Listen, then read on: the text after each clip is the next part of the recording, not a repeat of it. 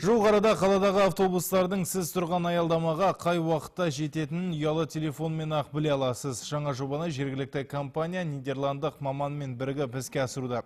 Сондай-ақ шаһарды абаттандыру жұмысын жандандыруда қолға алынбақшы. Осы орайда да нидерландық сарапшы шеберлік сағаттарын өткізуде. Тілшіміз тарқатады.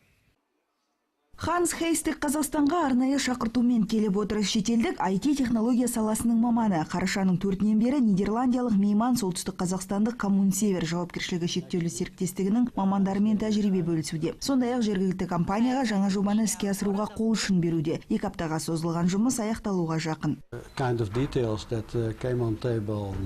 Петропавлдық қоғамдық көліктер мен жолаушыларға арналған бағдарламалар әзірлеп беру және олардың жүзеге асуына көмектесу осында келуімнің басты мақсаты болды. Облыс орталығындағы автобус маршруттары мен диспетчерлік жұмыстың қалай жүретінін көрдім. Солтүстік қазақстандық мамандар әзірлеген жаңа ақпараттық жүйені тексеріп, бағдарламаға сәл өзгертулер енгіздім. Нәтижесінде бұл бағдарламаны ұялы телефонға жүктеп, автобустардың сіз тұрған аялдамаға қашан келетінін біле аласыз. Сарапшы Ханс Хейстік Петропавлға келгеннен бері жергілікті тұрғындармен тілдесіп, қоғамдық көліктердің қызметі туралы біраз мәлімет жинапты. Және аз уақыт аралығында 25 бағытта қатынайтын 346 автобусқа GPS бағыттауыш орнатылыпты. Атқарылған жұмыстар су жаңа жобаның іске асырылуына көмектеседі. На сегодняшний день бүгінде біздің диспетчерлік орталық жаңа жобаны қолға алды. Яғни қоғамдық көліктердің бағытын, уақытын нақты білуге болатын сайт пен бағдарлама әзірледік. Ал шетелден келген мейман бізге қол ұшын беруде. Неге нақты осы сарапшыны шақырдық десеңіздер, бұл кісі осы саланың майын ішкен адам. Әрине Қазақстанда да IT-технологияны жетік меңгергендер бар. Десе де бұл сала шетелде мықтап қолға алынған. Тәжірибесі жоғары. Біздің жоспарымыз бойынша жуық арада қалалықтар осы жаңашылдықтың игілігін көре алады.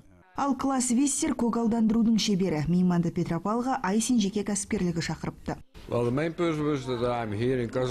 Мұнда келуімнің басты себебі солтүстік Қазақстанды көгалдандыру. Бұл жұмыстарға сіздерде көктемгі жазғы уақыттарда көп уақыт бөлінеді. Бірақ бұл істі біз қыс мезгілінде де жүзеге асыруымыз керек. Осы орайда біз Голландиядан солтүстік Қазақстанға гүлдер әкелу туралы келісім шартқа қол қойдық. Және жылы жайлау салу жоспарланған. Сонымен қатар мен сапар барысында Айсин жеке кәсіпкерлігі 10 жұмысшысы үшін үсімдіктерді күтуге байланысты шеберлік сағаттарын өткіздім.